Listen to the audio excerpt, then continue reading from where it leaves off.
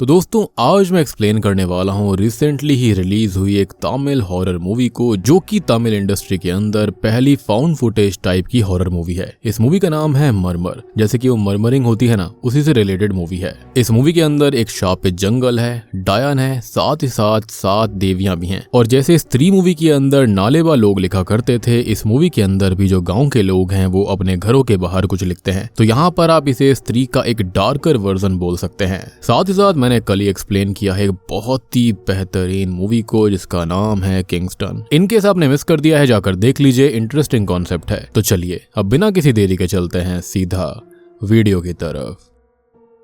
तो मूवी की शुरुआत एक नोट को दिखाते हुए होती है, जहां से हमको ये पता चलता है कि 28 दिसंबर 2024 को चेन्नई का एक फ्रेंड्स ग्रुप आया था, जिसके अंदर 2 लड़के और 2 लड़कियां थी। साथ ही साथ थिरुवन्नामलाई की एक लोकल लड़की जावादू हिल्स के अंदर एक फॉरेस्ट में गई थी। यानी कि ये 5 लोग वहां पर गए और अचानक से वहां से गायब हो गए। अब ये गायब होना थिरुवन्नामलाई के डेप्यूटी का ध्यान अपनी ओर खींच लेता है और वो वहां पर एक स्पेशल फोर्स भेजते हैं, जिन्हें वो लोग तो नहीं मिलते, लेकिन बस कुछ टूटे हुए कैमरा मिलते हैं। इन टूटे हुए कैमरा की जांच करने पर सभी के पैरों तले जमीन खिसक जाती है और उसी फाउंड फुटेज को हमारे बेटर व्यू के लिए एज अ डॉक्यूमेंट्री यहाँ पर दिखाया जाएगा। यानी कि उन कैमरास के अंदर जो कुछ भी रिकॉर्ड हुआ था और इन 5 के साथ में जो कुछ भी घटित हुआ, वो सब हमको यहाँ पर बताया जाने वाला है। तो हम देखते हैं इस कैमरा की फुटेज के पहले सीन को, जो कि शुरू हुआ था 28 दिसंबर 2024 सुबह 8 बजे से, जहां पर एक कंटेंट क्रिएटर के ग्रुप को दिखाया जाता है जो कि सोशल मीडिया के लिए शॉर्ट मूवीज, मूवी रिव्यूज वगैरह वगैरह बनाया करते। और आज वो पहली बार एक हॉरर डॉक्यूमेंट्री शूट करने वाले थे। अब आगे बढ़ने से पहले इस ग्रुप के बारे में जान लेते हैं। तो इसके अंदर है मेलविन, ऋषि, अंकिता और जेनिफर, जहां पर मेलविन जेनिफर को थोड़ा थोड़ा चाहता है। अब हम मेलविन और ऋषि से डॉक्यूमेंट्री का एक ब्रीफ सुनते हैं, जहां पर वो बताते हैं कि तमिलनाडु के तिरुवन्नामलाई डिस्ट्रिक्ट के पोलूर तालुक के जावादू हिल्स में एक बहुत पुराना गांव एग्जिस्ट करता है, जिसका नाम है काथूर। और माना जाता है कि इस गांव में एक फॉरेस्ट है जो कि श्रापित है। अब इस जंगल के अंदर एक तालाब भी है, जिसके अंदर हर एक पूर्णमासी की रात को 7 कनिगल मतलब कि 7 वर्जिन यानी कि 7 गॉड स्नान करने आती हैं। और आज तक उन्हें कोई देख नहीं पाया, क्योंकि जंगल के अंदर जाने वाला कोई भी व्यक्ति कभी जिंदा वापस लौट कर नहीं आया है। और इसलिए सच को देखने, सुनने और जानने के लिए वो लोग यहाँ पर जा रहे थे। साथ ही साथ इसी चीज की डॉक्यूमेंट्री वो बनाने वाले थे। तभी हम जेनिफर और अंकिता से भी मिलते हैं और थोड़ी बहुत बात करके वो लोग यहाँ से निकलने लगते हैं। अब रास्ते में हम जेनिफर को देखते हैं, जिसे अचानक से उल्टी हो जाती है, जिसे मेलविन संभालता है। और अंकिता ऋषि से बात करती है कि क्या मेलविन जेनिफर को चाहता है, तो वो उसको बता देता है कि हाँ। और अभी ये सब स्टार्टिंग स्टेज पर था, यानी कि वो उसको लाइक करता था। खैर अब वो लोग यहाँ से निकल जाते हैं और गांव पहुंचने पर लोकल गाइड को कॉल करते हैं, जिसको उन्होंने बुक किया था। तो असल में उनकी बेटी कॉल पिक करती है और बताती है कि उसके पिता जो हैं वो हॉस्पिटल में हैं। यानी कि अब वो अपने पिता की जगह उनको गाइड करने वाली थी। वो इसी जगह की लोकल थी। और शुरुआत में जो मैंने आपको 2 लड़कों का और लड़कियों का ग्रुप और एक लोकल लड़की के बारे में बताया था, वो यही 5 लोग थे। खैर अब ये लड़की उनके पास आती है, जिसका नाम कांता था, और वो बताती है कि उसके पिता को सांप ने डस लिया था, तो अभी वो हॉस्पिटल में है। और यहाँ पर वो सांप का काटना काफी आम सी बात थी, तो वो उस मैटर को लाइटली ले रही थी, क्योंकि 2 दिन पहले उसको भी सांप काट चुका था। खैर अब यहाँ से उनका सफर शुरू होता है और वो लोग आगे जाते हैं, जहाँ पर एक एक करके कुछ गाँव वालों का इंटरव्यू लिया जाता है, ताकि उन्हें उस श्रापित फॉरेस्ट, सप्त कनिगल और वहाँ पर रहने वाली डायन के बारे में कुछ पता चल जाए। हालांकि आगे बढ़ने से पहले वो सभी घरों पर लिखा हुआ देखते हैं कि हम तुम्हारा बलिदान नहीं है और वापस जंगल चली जाओ। और ये कहीं ना कहीं बिल्कुल स्त्री जैसा नहीं लग रहा था। अब देखो यहाँ पर अलग अलग जगहों पे अलग अलग टेल्स हैं, तो यहाँ पर ऐसा मान लो कि स्त्री का एक दूसरा वर्जन आप कह सकते हो, लेकिन उससे काफी ज्यादा डार्क और काफी ज्यादा भयानक। अब एक काफी खतरनाक बात ये थी कि पिछले 80 सालों से गांव वालों ने यहाँ पर कन्नी यानी कि कनिगल फेस्टिवल नहीं मनाया था, जिसकी वजह है जंगल में रहने वाली वो डायन, जिसको यहाँ पर मंगई या फिर मंगैया कहा गया है। इनफैक्ट इस गांव के अंदर उसका नाम लेना तक सख्त मना है। और इसी डायन के लिए वो टेक्स्ट लिखा गया था कि हम तुम्हारा बलिदान नहीं है, यहाँ से चली जाओ। अब थोड़ा सा मंगई के बारे में जानते हैं। तो गांव के सभी लोग जानते थे कि मंगई और उसका परिवार हमेशा से काला जादू करता आ रहा था, लेकिन गोविंदन नाम का एक लड़का उससे प्यार कर बैठा और वो उसे शादी करके यहाँ पर ले आया। शादी के कुछ ही दिन बीते थे कि गांव से छोटे छोटे बच्चे अचानक से गायब होने लग गए और खुद गोविंदन की बहन का बच्चा भी गायब हो गया, जिसको सभी लोग ढूंढ रहे थे। तो उनको जंगल में खून से लथपथ मंगई दिखाई देती है, जिन पर उसे शक तो होता है। और जब सब उसके घर की तलाशी लेते हैं तो वहां पर उन्हें सभी बच्चों की कटी फटी टुकड़ों में बटी हुई लाशें दिखाई देती हैं, जिन्हें काले जादू के लिए मंगई ने बलि देकर इस्तेमाल किया था। और ऐसा क्यों किया था? तो अपनी शक्तियों को बढ़ाने के लिए। अब गांव वाले इससे बहुत ही ज्यादा आक्रोश में भर गए और उसे पत्थर से मारने लगे और उसके बाद उसे एक बोरी में बांधकर जंगल में फेंक दिया गया, जहां 2 दिन बाद उसकी मृत्यु हो गई। खैर, अब खत्म होते ही उसने गांव को श्रापित कर दिया था, यानी कि अब वो एक तरीके से विच गोस्ट बन गई थी और कोई भी उस दिन के बाद से सप्त कनिगल को प्रे करने जंगल में नहीं जा सकता। और अगर कोई जंगल में जाता है तो वो कभी जिंदा लौटकर नहीं आया।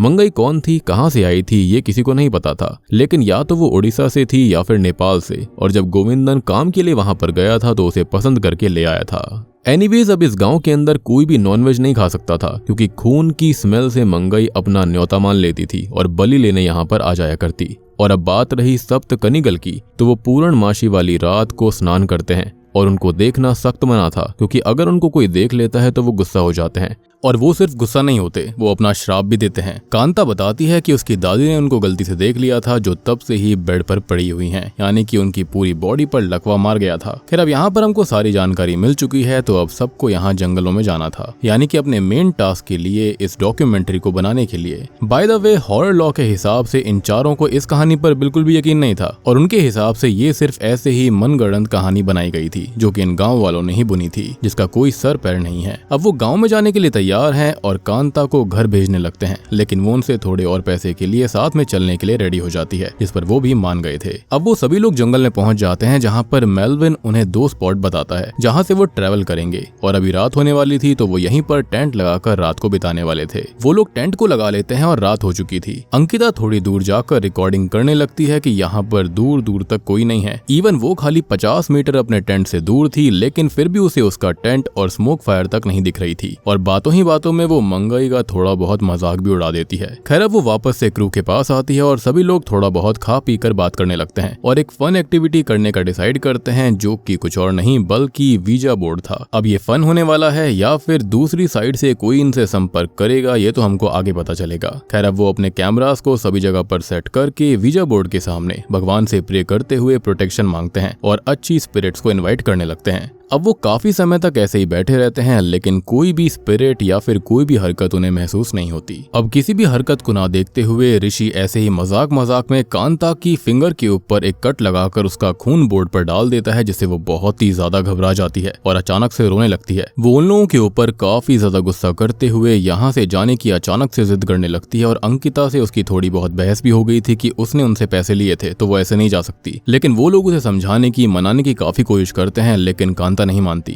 और कहती है कि मंगई खून से ही आती है और अब वो उसको ले जाएगी। वो लोग तो सेफ हैं, लेकिन अब वो खत्म हो जाएगी। और जब ये बातें हो रही थी, तभी हम अचानक से कुछ हलचल और कैमरा के अंदर ग्लिचेस को देख पाते हैं, जो कि पैरानॉर्मल फोर्स से ही जुड़ा हुआ होता है। हालांकि अभी इस पर कोई भी ध्यान नहीं देता, क्योंकि वो अपनी ही आर्ग्यूमेंट में लगे हुए थे। अब वो लोग जैसे तैसे कांता को चुप कराते हैं और उसे रोकते हैं। अब थोड़ी देर के बाद में वो फिर से वीजा बोर्ड को खेलने लगते हैं, जिसके अंदर इस बार अंकिता कांता से साथ में पार्टिसिपेट करती है, ये बोलते हुए कि वो इससे उनकी साइकिल को कंप्लीट करेगी। अब वो लोग बैठ जाते हैं, लेकिन फिर से कुछ नहीं होता और वहीं ऋषि स्मोक करने के लिए थोड़ी दूर गया हुआ था, जो कि लाइटर को जलाता है, लेकिन लाइटर अपने आप बुझ गया था और वो इसे हल्के में लेकर ये बोलता है कि यहाँ की स्पिरिट उसे चैलेंज कर रही है। अब वो स्मोक खत्म करता है कि तभी उसे अपने चारों ओर किसी के भागने की आवाज आती है, जिससे कि वो परेशान होकर अपने दोस्तों के पास वापस जाता है। मीनवाइल अंकिता और कांता के साथ जेनिफर भी पार्टिसिपेट करती है और अब तभी कोई स्पिरिट उनसे संपर्क कर लेती है। मेल्विन पूछता है कि यहाँ पर कोई है, तो जवाब में हाँ आता है, जिससे कांता बहुत डर गई थी। जब मेल्विन पूछता है कि क्या वो मंगई है, तो जवाब में भी हाँ आता है, जिससे कि कांता के तो पसीने छूट जाते हैं। अब ऋषि वहां पर भागता हुआ आता है, जो कि गलती से वीजा बोर्ड के ऊपर चढ़ जाता है, तो ये एक्टिविटी यहीं पर रोक दी जाती है। वो सभी को उस भागने वाले हादसे के बारे में बताता है, तो वो कहते हैं कि कोई जानवर होगा, क्योंकि यहाँ पर भी उन्हें कुछ हलचल सुनाई दी थी। खैर, अब गेम रुक गया था और सभी सोने चले जाते हैं। वहीं कांता बाहर ही सोई हुई थी, तो ऋषि भी उसके आसपास ही सोता है ताकि उसे डर न लगे, लेकिन उसे मच्छर काट रहे होते होते हैं, जिसके चलते वो वापस टेंट के अंदर चला जाता है। अब कांता को दिखाया जाता है जिसके पास हलचल शुरू हो गई थी और जंगल से किसी के घसीट कर चलने की आवाज भी आ रही थी। साथ ही साथ कोई लेडी पास में आकर अजीब आवाज में चिल्लाने लगती है, जिससे कि कांता जाग गई थी। और इतना तो हम समझ पाते हैं कि ये आवाज जिसने भी दी है वही मंगई है। खैर अभी के लिए आवाज रुक गई थी तो कांता को ये एक बुरा सपना लगता है, लेकिन तभी उसे अपने हाथ से खून आता हुआ दिखाई देता है और यहाँ पर हम देख पाते हैं कि जो मंगई होती है वो घिसट घिसट कर उसके और भी ज्यादा करीब आ गई थी।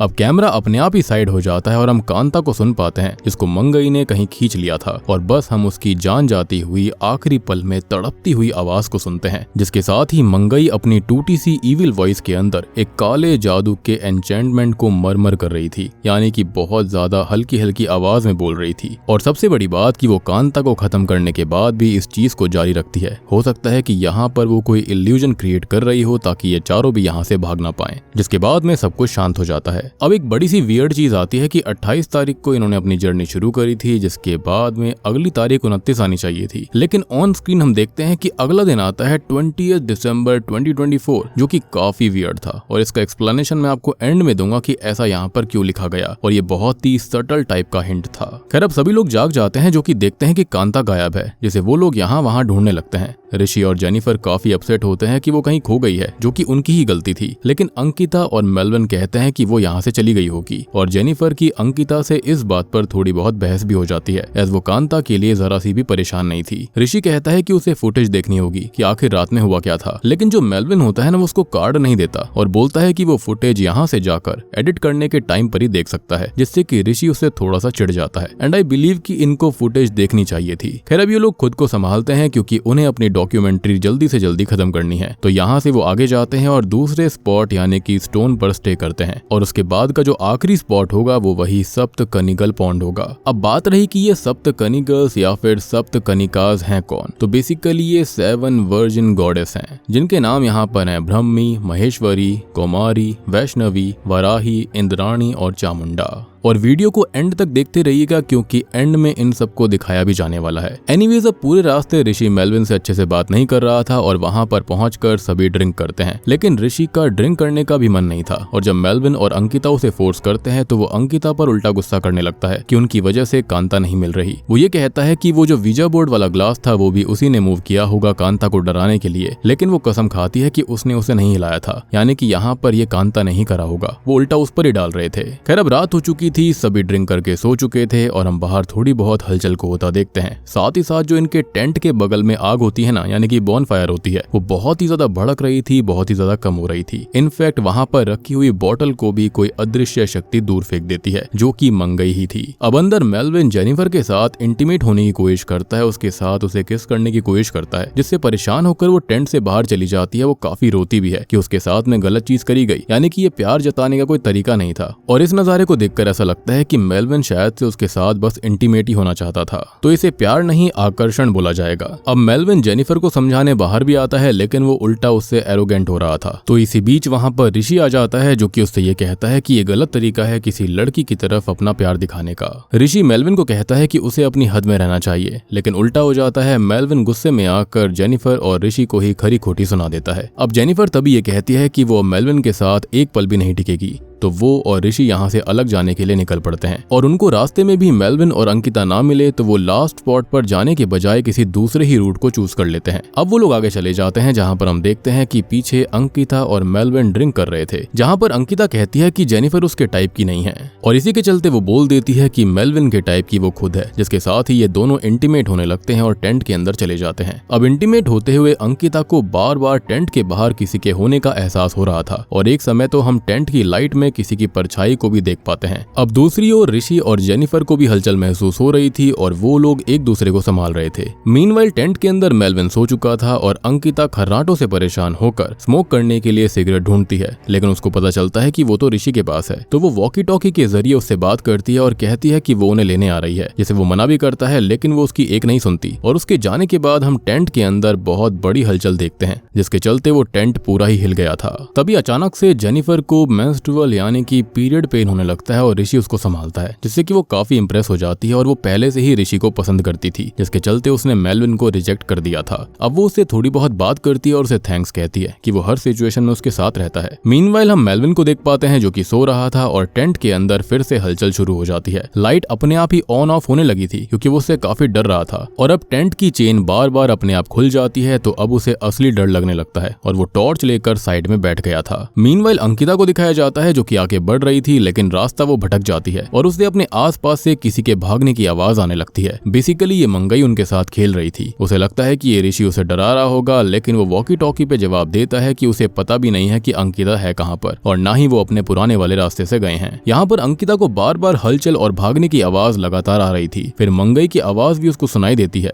यानी कि मरमरिंग की। वो डर कर यहाँ वहाँ जाती है कि तभी उसे कांता मिल जाती है जिसके हाव भाव बदले हुए थे और वो अंकिता से कहती है कि मंगई खून से आती है और अब वो अंकिता के पास पहुंच चुकी थी। तभी अंकिता डर कर पीछे देखती है तो उसे वो प्रेजेंस फील हो जाती है, लेकिन कोई दिखाई नहीं देता और जब वो कांता को देखती है तो वो भी गायब थी। अब अंकिता तभी मंगई से माफी मांगने लगती है। वो उससे रहम की भीख मांगती है कि वो उसे छोड़ दे। वो वहाँ से भागने लगती है जो कि अचानक से स्लिप होकर गिर जाती है और कांटों से उसे चोट आ गई थी एंड ऑब्वियस सी बात है खून भी आ चुका था। अब वो घबरा कर यहाँ वहाँ देखती है तो उसे कांता का कटा हुआ सर दिखाई देता है और अब तभी मंगई अंकिता को भी खींच कर ले जाती है, यानी कि वो उसको डरा ही इसलिए रही थी ताकि उसका खून बह जाए और इन्विटेशन उसे मिल जाए, जो कि उसके साथ हो गया था। अब हम मेलविन को देखते हैं जो कि टेंट से बाहर जाने का सोचता है, लेकिन बाहर उसे अब किसी के चलने और भागने की लगातार आवाज आ रही थी और अब तो मंगई की पायल घुंघरों की आवाज तक आने लगती है। वो बाहर से टेंट पर हाथ मारती है और बार बार यहाँ वहाँ भागती है, टेंट को स्क्रैच कर देती है, जिससे कि मेलविन बहुत ही ज्यादा डर गया था। अब दूसरी ओर हम ऋषि को देखते हैं जो कि अंकिता से वॉकी टॉकी पर कांटेक्ट करता है, तो वो आखिरी बार टूटी हुई आवाज में कहती है कि मंगई सच में है और वो लोग बिना खून बहाए यहाँ से चले जाएं, यानी कि यही एक रास्ता था उससे बचने का। जब तक उनका खून नहीं बहेगा तब तक वो बच सकते हैं। अब इसी से परेशान होकर वो अंकिता को ढूंढने जाता है और जेनिफर यहीं पर सो रही थी क्योंकि उसको दर्द हो रहा था। ऋषि को भी बार बार वहाँ आसपास किसी के भागने की, पायल की, घुंघरों की आवाज सुनाई देती है और अब तभी उसे मंगई की आवाज, उसकी कॉफिंग भी सुनाई देती है और वो इससे काफी डर जाता है, लेकिन उसको लगता है कि शायद अंकिता उसके ऊपर प्रैंक कर रही है, तो वो वापस जाने लगता है और मंगई उसे फॉलो करने लगती है, उस पर चिल्लाने लगती है, बुलाने लगती है, लेकिन वो उसे इग्नोर करता है। इतने में ही हम जेनिफर को देखते हैं जिसके पास भी हलचल हो रही थी और उसकी चादर अपने आप हटने लगी थी, साथ ही साथ उसके पास भी कोई घूम रहा था। वो जागकर ऋषि को वॉकी टॉकी पर बुलाती है कि उसे दर्द हो रहा है क्योंकि उसके पीरियड शुरू हो गए थे। अब ये सुनकर ऋषि के खुद के पैर में एक कील चुभ जाती है जिस पर लेडी के हेयर यानी कि बाल लिपटे हुए थे और अचानक उसे खून आने लगता है। अब तभी उसे एक बोरी दिखाई देती है जिसके अंदर मंगई थी, यानी कि इसी बोरी के अंदर उसे गाँव वालों ने फेंक दिया था और अब वो उससे अपनी नेटिव भाषा में कहती है कि वो उसकी बलि देगी और वो उसके पास आ जाए। ऋषि डर कर भागने लगता है, लेकिन उसे अंकिता का कटा हुआ सर दिखाई देता है और अब मंगई उसे भी खींच कर ले जाती है। तभी हम जेनिफर को देखते हैं जो कि सो रही थी और मंगई उसे सोते सोते ही खींचने लगती है और जैसे ही जेनिफर की नींद खुलती है तो मंगई उसे झटके से यहाँ से ले जाती है और हम चादर के अंदर मंगई की आकृति को देख पाते हैं। यहाँ पर वो इसे इसलिए ले गई थी क्योंकि उसको पीरियड्स हो चुके थे, तो उसके पास तो ब्लड पहले से ही था।